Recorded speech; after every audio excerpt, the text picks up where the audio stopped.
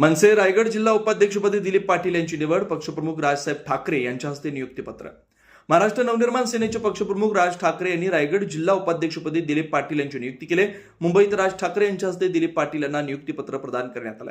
दिलीप पाटील यांनी पक्ष संघटना मजबूत करण्यासाठी तसेच विविध सामाजिक व जनहिताच्या प्रश्नांवर सातत्यानं काम केलं. त्यांच्या कार्याची दखल घेत पक्षश्रेष्ठींनी त्यांच्यावर महत्त्वाची जबाबदारी सोपवली. या नियुक्तीमुळे रायगड जिल्ह्यातील मनसेच्या संघटनात्मक बांधणीला अधिक बळ मिळणार असल्याची भावना पक्षाच्या पदाधिकारी व कार्यकर्त्यांकडून व्यक्त करण्यात येते. यावेळी दिलीप पाटील यांनी पक्षप्रमुख राज ठाकरे यांचा आभार मानत पक्षानं टाकलेला विश्वास सार्थ ठरवण्यासाठी प्रामाणिकपणे कार्य करणार असल्याचं सांगितलंय. रायगड जिल्ह्यात पक्षाची संघटना अधिक सक्षम करून युवकांना पक्षाशी जोडण्यावर भर देणार असल्याचं त्यांनी स्पष्ट केलंय.